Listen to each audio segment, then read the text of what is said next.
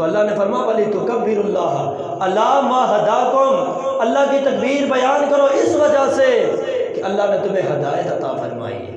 یہ ہدایت اللہ کی بہت بڑی نعمت ہے۔ ہدایت بندے کے پاس ہو کچھ بھی نہ ہو، سمجھ لو کہ سب کچھ اس کے پاس ہے، لیکن اگر سب کچھ ہو، دنیا کی ہر نعمت ہو، ہر چیز ہو، ہر ضروری چیز ہو، ہر ضرورت پوری ہو، لیکن بندے کے پاس ہدایت نہ ہو نا، تو یوں سمجھ لو کہ اس بندے کے پاس کچھ بھی نہیں ہے۔ ہم سمجھتے ہیں کہ ہمارے لیے مال ضروری ہے، کوئی شک نہیں مال ضروری ہے۔ ہم سمجھتے ہیں کہ اعلیٰ منصب ضروری ہے، ضروری ہوگا۔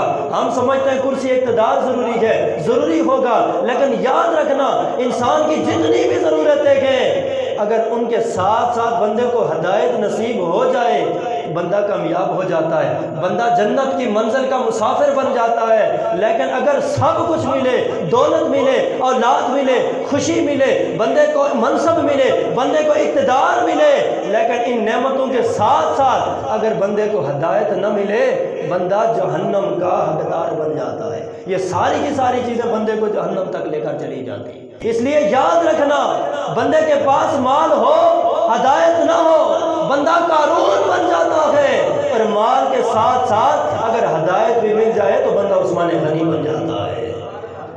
مال قارون کے پاس بھی تھا، مال جناب عثمان غنی کے پاس بھی تھا، لیکن قارون رہا، عثمان غنی وہ ہے۔ میرے آقا حضور نے جب بھی دین کے لیے، اسلام کے لیے، نیک عمل کے لیے اعلان فرمایا، جناب عثمان غنی کھڑے ہوئے۔ مسجد کے لیے زمین وقف کرنے کی بات آئی، جناب عثمان غنی کھڑے ہوئے۔ بیر رومن خریدنے کی بات آئی، جناب عثمان غنی کھڑے ہوئے۔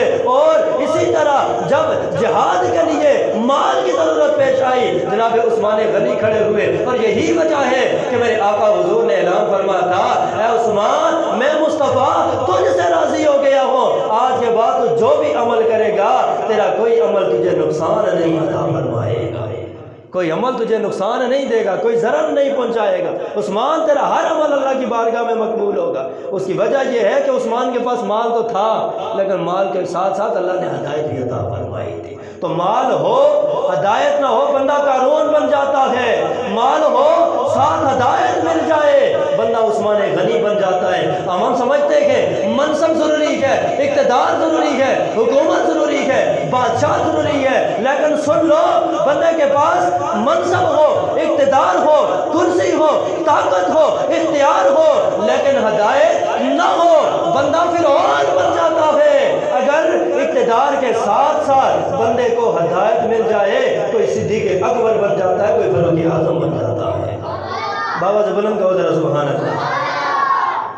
اقتدار فرعون کے پاس بھی تھا، مال اس کے پاس بھی تھا، اختیار اس کے پاس بھی تھا، منصب اس کے پاس بھی تھا، مگر فرعون رہا اور خدائی کا دعوے دار بنا، جہنم کا حقدار بنا، اور رب نے صبح قیامت تک آنے والی پوری کائنات کے لیے اسے نشان عبرت بنایا۔ لیکن اقتدار صدیق اکبر کے پاس بھی تھا، اقتدار فاروق اعظم کے پاس تھا، منصب ان کے پاس بھی تھا، منصب اس کے پاس بھی تھا، کرسی اس کے پاس بھی تھی، کرسی ان کے پاس بھی تھی، لیکن فرق یہ تھا اس کے پاس صرف اقتدار تھا، ہدایت نہیں تھی، جس کی وجہ سے وہ فرعون بن گیا۔ اور ان کے پاس اقتدار بھی تھا، ساتھ اللہ کی طرف سے ہدایت بھی تھی، تو صدیق اکبر بن گئے، فاروق اعظم بن گئے۔ اور یہی وجہ ہے کہ میرے آقا حضور سرکار مدینہ نے دنیا کے اندر جنت کی بشارت سنائی۔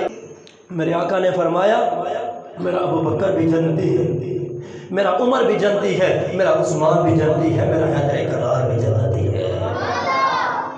تو یاد رکھنا، ہدایت اللہ کی بہت بڑی نعمت ہے۔ ہدایت ہو تو بندہ کامیاب ہو جاتا ہے، ہدایت نہ ہو، بے شک سب کچھ ہو، مال بھی ہو، دولت بھی ہو، اقتدار بھی ہو، منصب بھی ہو، بندہ ناکام ہو جاتا ہے، بندہ دنیا کے اندر بھی ناکام ہو جاتا ہے، بندہ آخرت کے اندر بھی، اور یہ ساری کی ساری چیزیں بندے کو جہنم تک لے جاتی۔ اس لیے اللہ کا شکر ادا کرو، اللہ نے ہمیں ہدایت عطا فرمائی۔